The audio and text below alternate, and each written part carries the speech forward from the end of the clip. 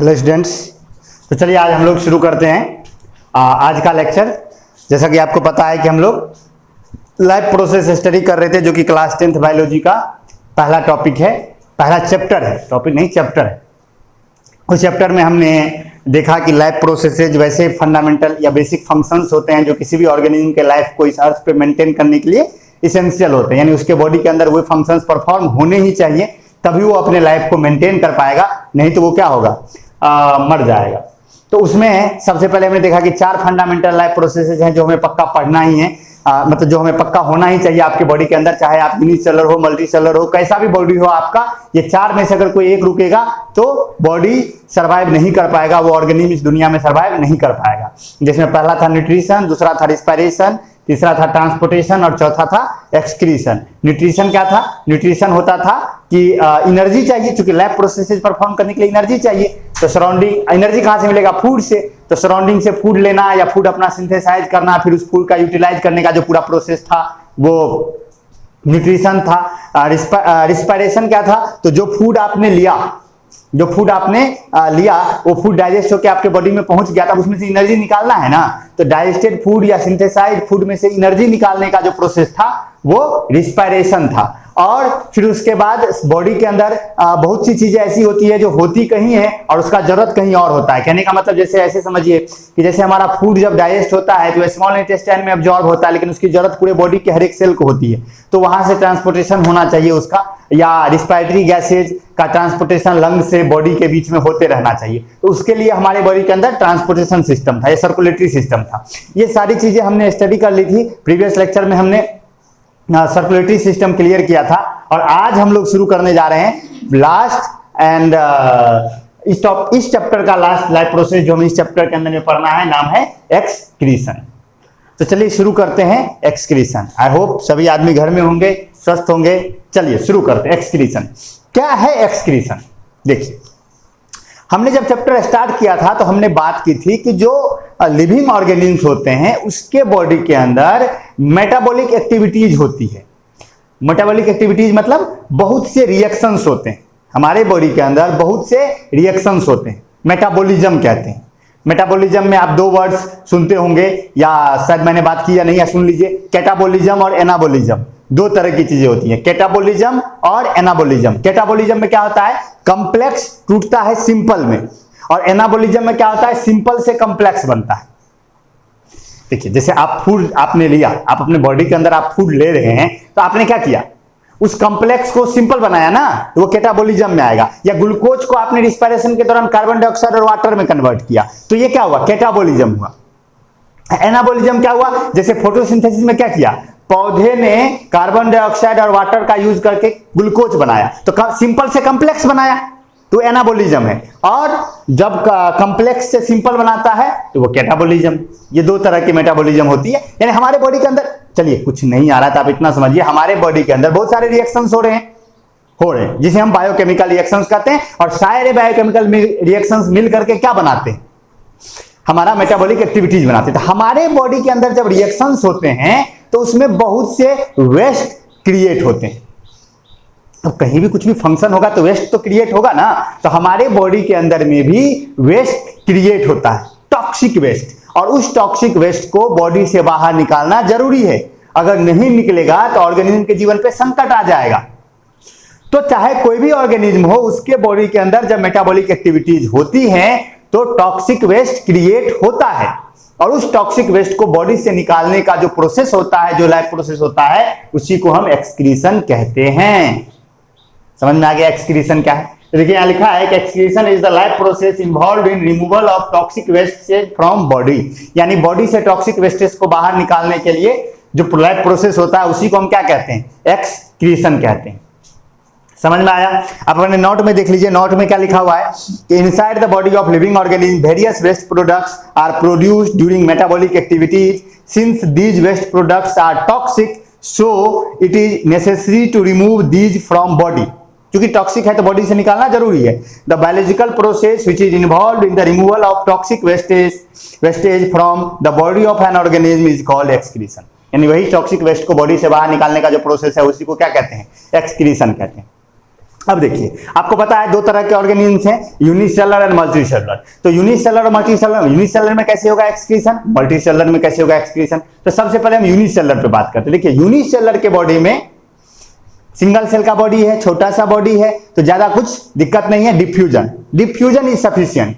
You know what is diffusion?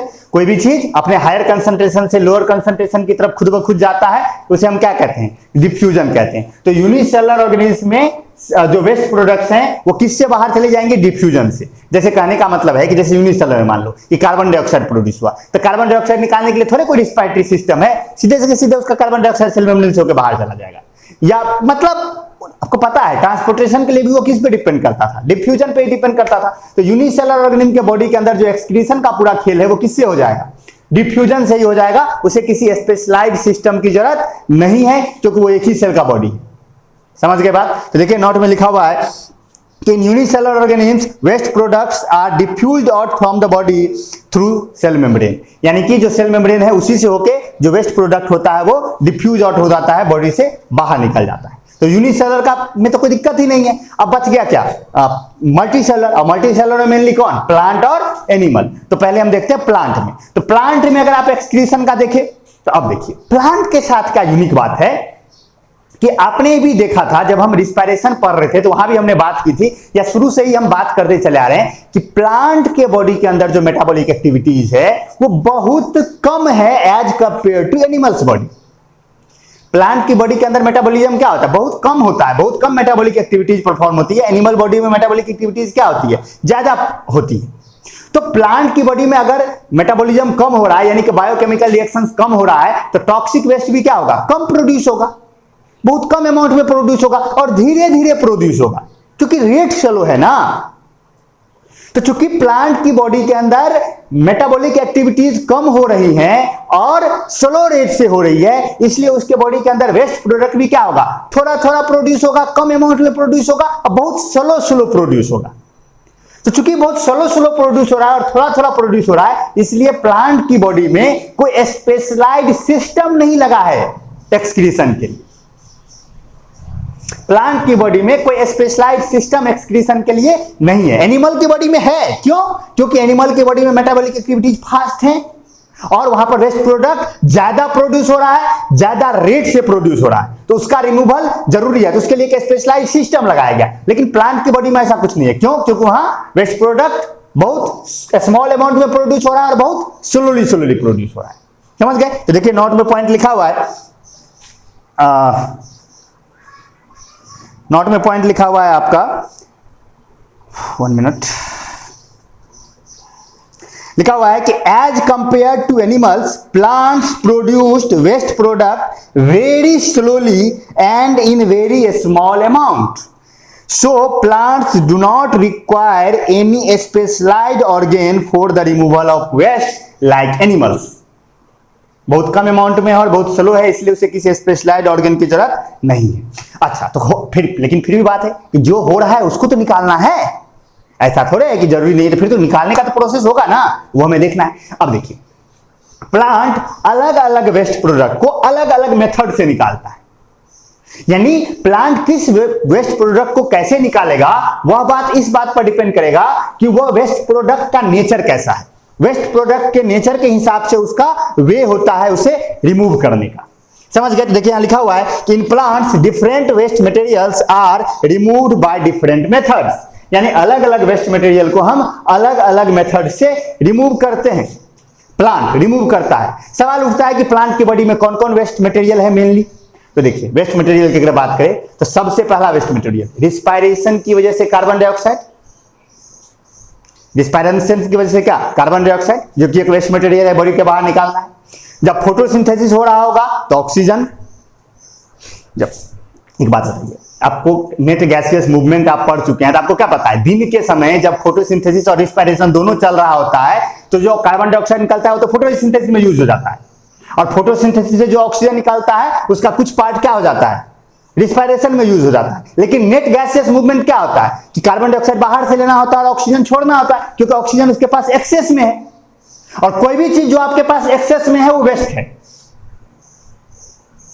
देखिए अब आप सोच सकते हो कि सर ऑक्सीजन कैसे वेस्ट हो सकता है, ऑक्सीजन तो लाइफ गिविंग गैस है, ऑक्सीजन कैसे वेस्ट हो सकता है? तो मैं कहूंगा कि वेस्ट हो सकता है।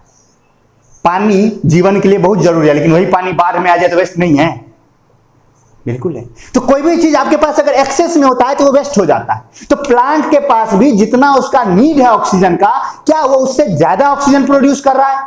बिल्कुल कर रहा है। तो क्या उसे निकालना पड़ेगा? बिल्कुल निकालना पड़ेगा। तो ऑक्सीजन भी उसके लिए क्या हो गया? एक वेस्ट हो गया। तो carbon dioxide, oxygen plus water vapour. अब आपको पता है कि वो टोटल जितना प्लांट अपने रूट से जितना वाटर एब्जॉर्ब करता है उसका 1 से 2% ही वो फोटोसिंथेसिस में यूज करता है, बाकी 98 to 99% उसको लॉस ही करना है। वो तो एक्स्ट्रा वाटर है ना, तो वो भी लॉस करना है। तो वाटर वेपर भी उसके लिए एक वेस्ट प्रोडक्ट हो गया कि नहीं हो गया? और अगर बात करें इसके अलावा तो कुछ अदर केमिकल्स, कुछ और भी केमिकल्स हैं जो वो क्रिएट करता है अपने बॉडी में, लाइक रेजिन, टेनिन, मॉर्फिन, कुनेन। कुनेन का नाम आप सुने होंगे, कुनेन का इस्तेमाल मलेरिया के इलाज में किया जाता है।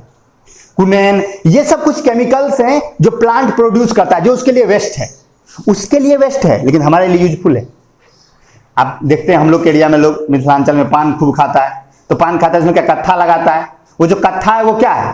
प्लांट का वेस्ट प्रोडक्ट है, लेकिन हमारे लिए वेस्ट प्रोडक्ट थोड़े है, हम तो यूज कर लेते हैं उसको। प्लांट का देखिए नेचर बनाया ही इस तरह से गया ना, गॉड के द्वारा, ईश्वर के द्वारा, कि जो हमारे लिए वेस्ट है वो किसी के लिए यूजफुल है, जो हमारे लिए यूजफुल है वो किसी के लिए वेस्ट है। सोच के देखिए, ऑक्सीजन पौधे के लिए वेस्ट हो रहा है, हमारे लिए यूजफुल है।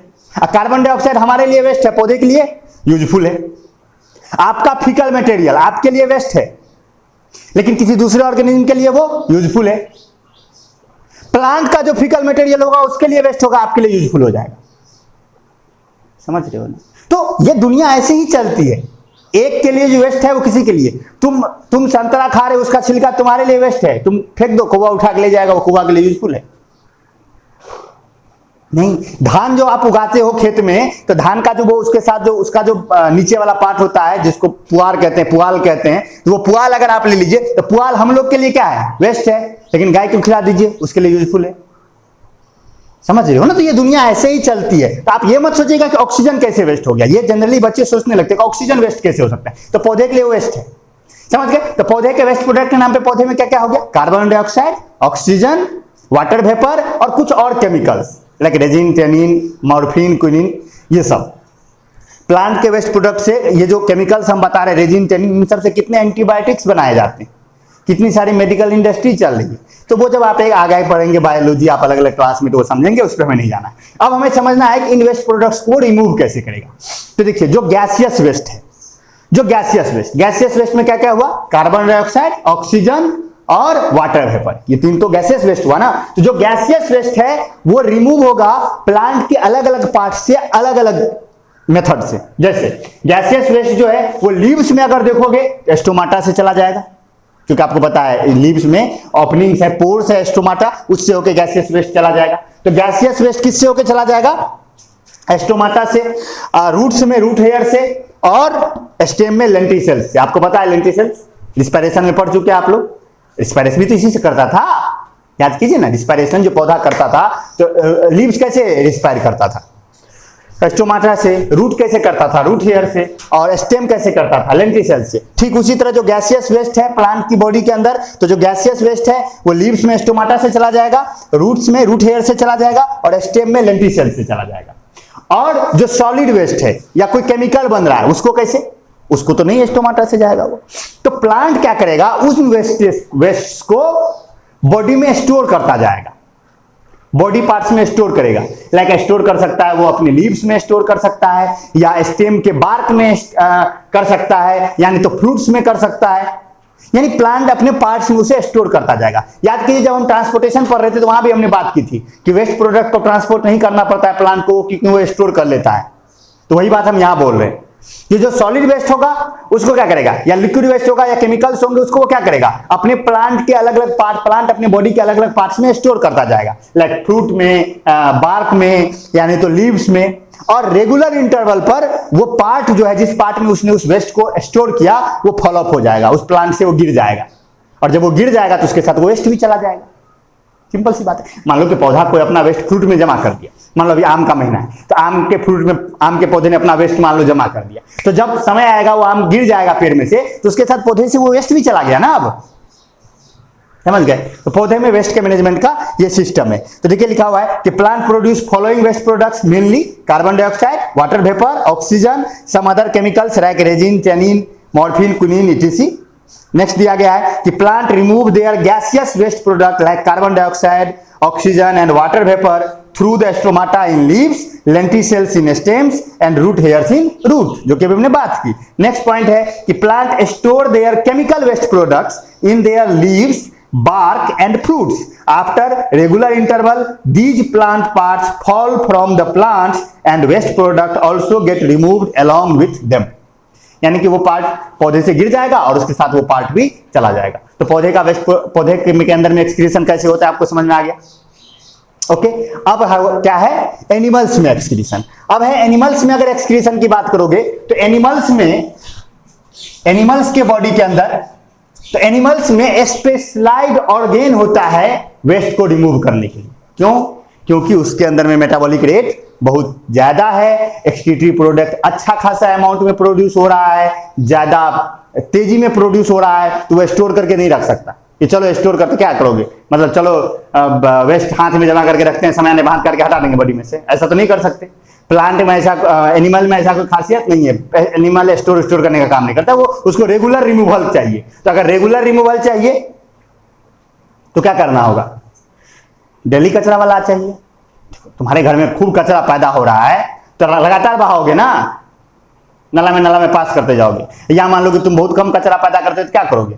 कचरा रखते जाओगे और सुबह में जाके फेंकाओगे, या एक रेगुलर इंटरवल पे। लेकिन अगर बहुत ज्यादा हो रहा है तो रेगुलर निकलना चाहिए, उसके लिए एक स्पेशलाइज्ड सिस्टम रखना पड़ेगा लगातार निकालते रहने के लिए। समझ रहे हो ना बात? जहां पर कोई चीज ज्यादा तेजी से प्रोड्यूस होगा तो उसको लगातार निकालते रहना पड़ेगा ना, तो एक स्पेशलाइज्ड उसके लिए सिस्टम चाहिए।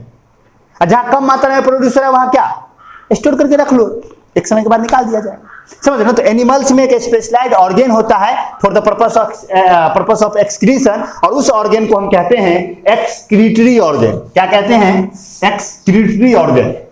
इस टर्म से आप इंट्रोड्यूस हो चुके हैं जब आप बायोडायवर्सिटी पढ़ रहे थे।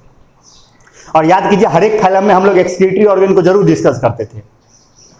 Flame cells, protonephridia, nephridia, metanephridia, kidneys, कितनी सारी बातें की थी हमने।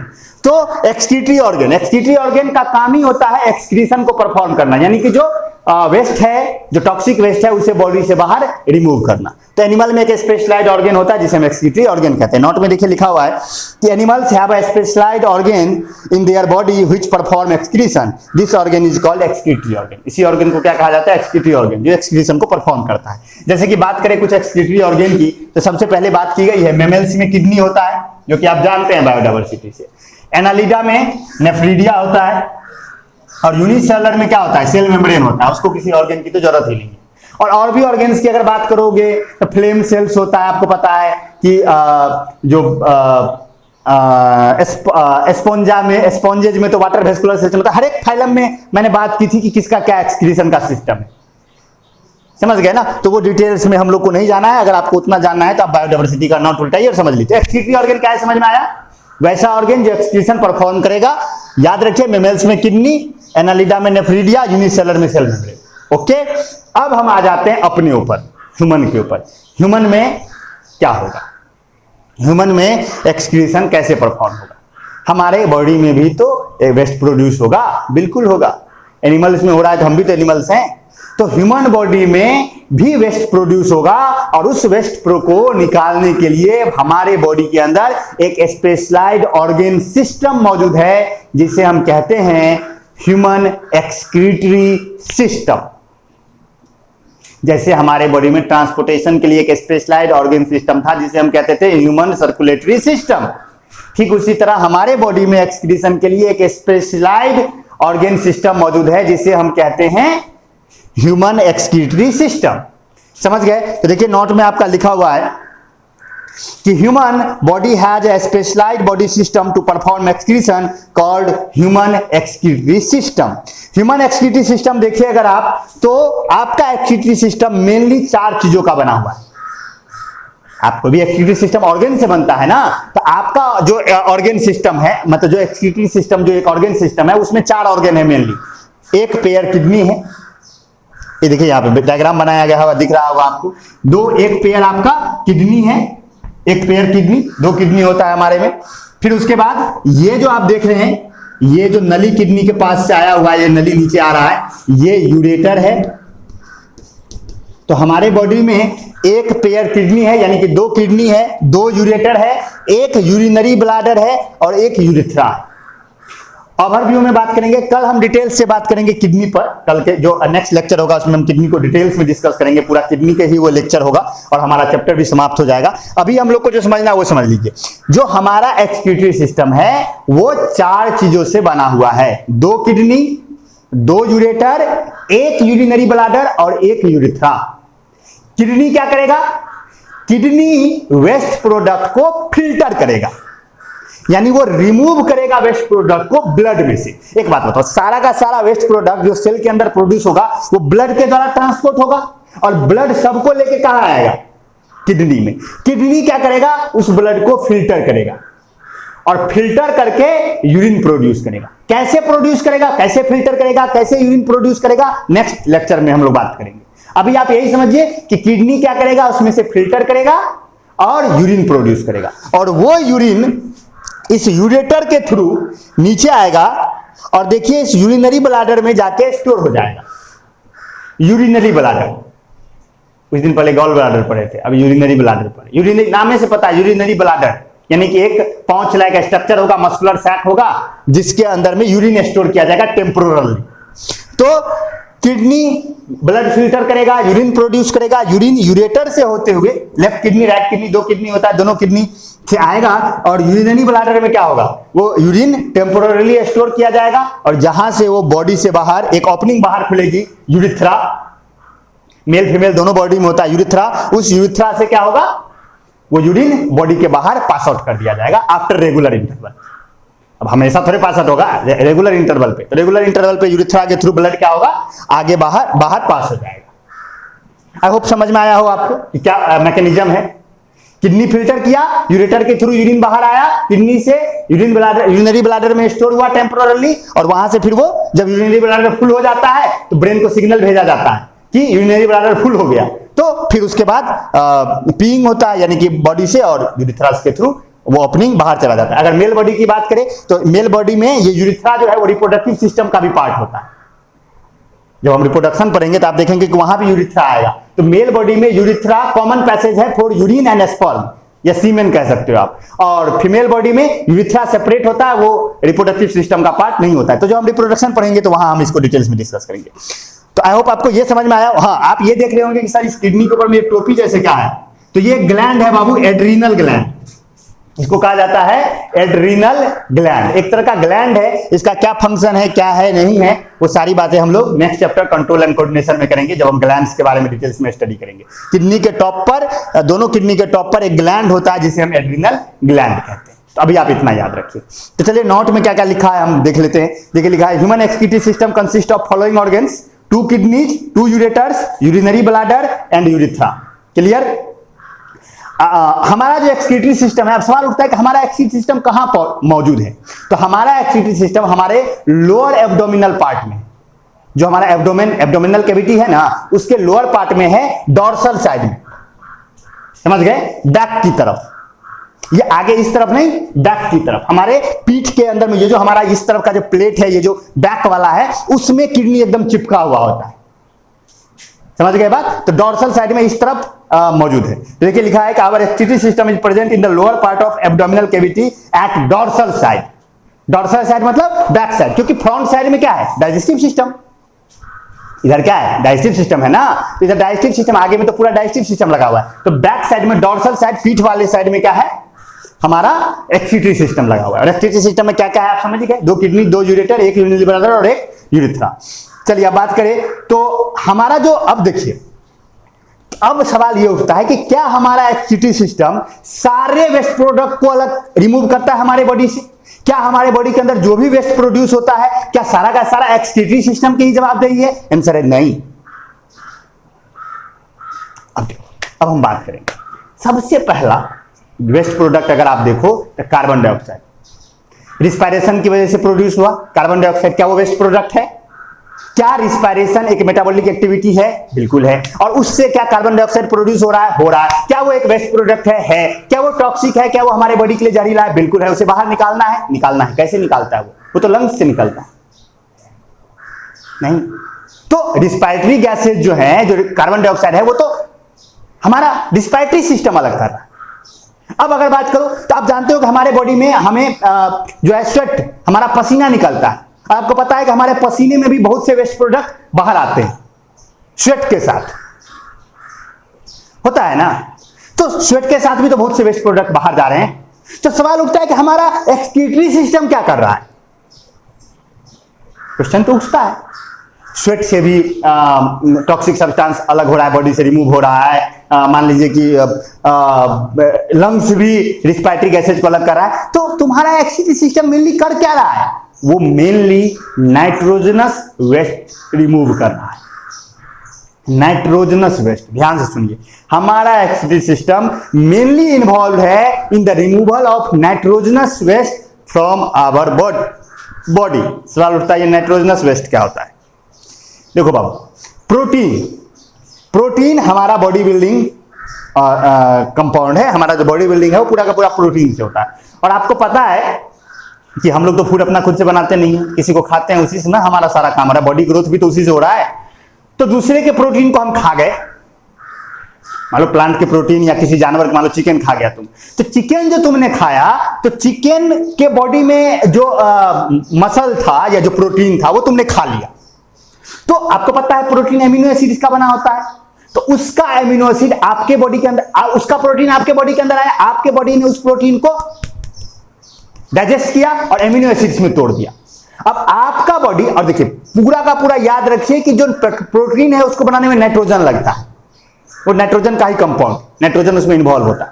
तो वो प्रोटीन जब आप लीजिएगा अपने बॉडी के अंदर, तो उसमें से कुछ एमिनो एसिड्स ऐसे होंगे जो आपके लिए बेटर होगा, बहुत बढ़िया होगा, वो आपके लिए यूजफुल होगा। लेकिन कुछ ऐसे भी एमिनो एसिड्स होंगे जो आपके लिए यूजफुल नहीं होंगे, क्योंकि वो सारे एमिनो एसिड्स तो प्लांट के बॉडी का मतलब उस चिकन के बॉडी का ना प्रोटीन बना रहे थे। तो उसके सारे एमिनो एसिड्स आपके लिए एसेंशियल हो कोई जरूरी नहीं है, वो तो उसके बॉडी के हिसाब से था। आपके बॉडी के हिसाब से तो दूसरा एमिनो एसिड्स हो सकता है। तो आपके बॉडी के अंदर अगर वो एक्स्ट्रा एमिनो एसिड कोई आ गया तो आपका बॉडी उसे रिमूव करेगा ना, रिमूव करेगा तो वो नाइट्रोजनस वेस्ट बनेगा ना। तो मेनली नाइट्रोजनस वेस्ट प्रोटीन से प्रोड्यूस होता है मेनली। उसमें और भी बातें हैं, डिटेल्स में नहीं जाएंगे, लेकिन मेनली समझ गए। इसीलिए कहा जाता है, अगर आप सुनते होंगे, हमारे बॉडी के लिए सबसे बेस्ट प्रोटीन सोर्स दो हैं, मिल्क एंड एग। ये दो ऐसे फूड हैं जो हमें कंप्लीट प्रोटीन देते हैं, यानी उनके अंदर वो सारे एमिनो एसिड्स मौजूद होते हैं। उसके अंदर जो प्रोटीन होता है उसके अंदर वो सारे एमिनो एसिड्स मौजूद होते हैं जो हमारे बॉडी के प्रोटीन को बनाने के लिए चाहिए। चिकन के बॉडी को खा जाओगे ना, बहुत प्रोटीन मिलेगा, लेकिन उस प्रोटीन से तुम्हारे बॉडी का, उसके एमिनो एसिड से तुम्हारे बॉडी का प्रोटीन नहीं बन जाएगा। उसके लिए और भी एमिनो एसिड्स चाहिए। कंप्लीट फूड दुनिया में दो ही है जो आपके लिए बेस्ट है प्रोटीन सोर्स के रूप में, एग और मिल्क। अगर आप एग में भी देखोगे तो एग को भी अगर आप देखे हो, कभी अंडा देखे होंगे, ऐसा कोई थोड़े अंडा नहीं देखे होंगे। तो एग को अगर आप कट कीजिएगा तो उसके अंदर में एक योल्क वाला पार्ट होता है, पीला वाला, वो पूरा का पूरा फैट का घर है। मान लो अगर तुम एग खाते हो बहुत ज्यादा, एग्जांपल के लिए, कितना को बॉडी बिल्डिंग बनाने का शौक होता है, कौन ठीक है, तुम लोग चाहते हो कि बॉडी वॉडी बनाए, तो एग जब खाते हो ना, तो वो जो उसका बीच वाला है वो फैटी पार्ट है, उसे उतना ज्यादा कंज्यूम नहीं करना चाहिए। वो ज्यादा कंज्यूम करोगे बॉडी के अंदर इंबैलेंस क्रिएट होगा। आप व्हाइट वाला पार्ट जितना मन उतना खा सकते हैं। व्हाइट वाला पूरा का पूरा प्रोटीन है। व्हाइट समझ लो ना, बॉयल करने के बाद वो व्हाइट वाला, वो जो पानी जैसा जो होता है, पहले जब बॉयल होता है तो व्हाइट हो जाता है। क्या समझा रहे हैं, तुमको पता ही होगा। तो वो व्हाइट वाला पार्ट प्रोटीन है पूरा, और वो जो है उसमें फैटी है, उसमें बहुत से न्यूक्लिक एसिड सब होता है, तो वो उतना बढ़िया नहीं। इसलिए कहा जाता है कि एग व्हाइट आप जितना मन उतना खा लीजिए, लेकिन वो योल्क जो है थोड़ा उसको कंट्रोल करना चाहिए। और चलो वो फूड के लिए एक बात हो गई। तो हम बात मेनली कर रहे थे कि हमारा एक्सक्रीटरी सिस्टम मेनली क्या करता है, नाइट्रोजनस वेस्ट रिमूव करता है। देखिए पॉइंट लिखा गया है कि our excretory system mainly removes nitrogenous waste product. और नाइट्रोजनस वेस्ट प्रोडक्ट मेनली किससे प्रोड्यूस हुआ, फ्लैश से मेनली। वैसे दाल उल खाते हैं उससे भी प्रोटीन मिलता है, ऐसा नहीं है, लेकिन जो मांस होता है ना, जो फ्लैश होता है, पूरा का पूरा प्रोटीन ही है। इसलिए कहा जाता है कि जो नॉनवेज ज्यादा खाता है वो हेल्दी लाइफ स्टाइल नहीं है। कई ऐसे लोग होंगे जो आप देखते होंगे कि जो नॉनवेज को अवॉइड करता है, या कई ऐसे होंगे जो डॉक्टर देखिएगा, आप अगर कोई बीमार पड़ जाता है, उसका किडनी उडनी में कोई प्रॉब्लम हो जाता है, डॉक्टर कहता है कि आप नॉनवेज खाना बंद कर दीजिए। कई बार डॉक्टर सजेस्ट करते हैं, या खाते हैं तो मछली खाइए, मांस मत खाइए, प्रोटीनस फूड कहा जाता है अवॉइड कीजिए, क्योंकि पूरा का पूरा इसमें प्रोटीन ही होता है। तो प्रोटीन से मेनली नाइट्रोजनस वेस्ट प्रोड्यूस होता है, समझ गए। तो ये सारी बातें हैं। हाँ, और जो हमारे रिस्पायरेटरी वेस्ट प्रोडक्ट है, लाइक जैसे कि कार्बन डाइऑक्साइड, वो तो हमारे लंग्स से इन्वॉल्व होता है, और कुछ और जो केमिकल वेस्ट प्रोडक्ट्स हैं वो तो स्वेट से इन्वॉल्व हो जाता है, स्वेट से के साथ एक्सक्रीट हो जाता है। तो ये हमारा एक्सक्रीशन का पूरा फंडा था। अब हमें इसमें एक चीज बची हुई है, किडनी को डिटेल्स में समझना कि यूरिन का फॉर्मेशन होता कैसे है, या किडनी के साथ कुछ हो जाए, किडनी डैमेज हो जाए, तो फिर वो सारे मैकेनिज्म क्या होंगे। एक लेक्चर और इस चैप्टर में, उसके बाद ये चैप्टर समाप्त। तो आई होप आज का लेक्चर आपको पूरी तरह से समझ में आया होगा, कोई डाउट नहीं हुआ होगा, और सब कुछ समझ में आ गया होगा। तो कल मिलते हैं, कल इस चैप्टर को हम लोग क्लियर करेंगे, और उसके बाद देखते हैं क्या शुरू करते हैं। Okay, thank you, see you soon, bye bye, take care.